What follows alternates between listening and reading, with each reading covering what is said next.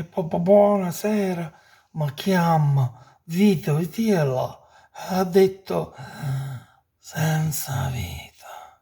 So custode roga cambusante e scannascium.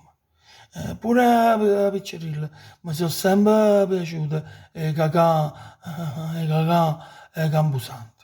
Ah, pace, o silenzio, adore giuro, per dialetto, m'hanno sempre fatto arrocriare.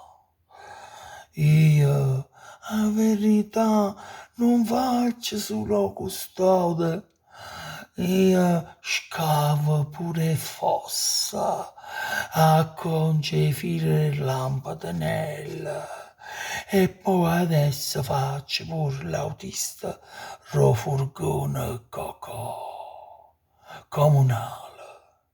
Ha già avuto l'ordine e servizio e portato l'anziana e scannasciumme sotto e fino in coppa a chiesa.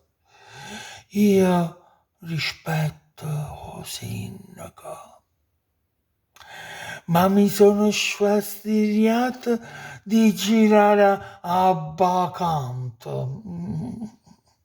Sì, perché io ho già provato a dire che la accompagnavo in coppa, ma la gente mi ha detto che ci sei a Rhein più tardi possibile. E che risposta è questa? E io è vero, un po' vergogna ci vuole in auto, poca la verità. Porta curone, ma io ho pulezza, con spirito.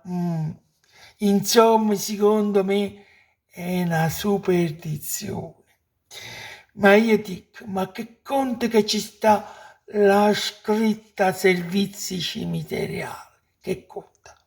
Allora io all'ultimo chiedo al signor sindaco di togliermi questa scombenza che porta solo danno alle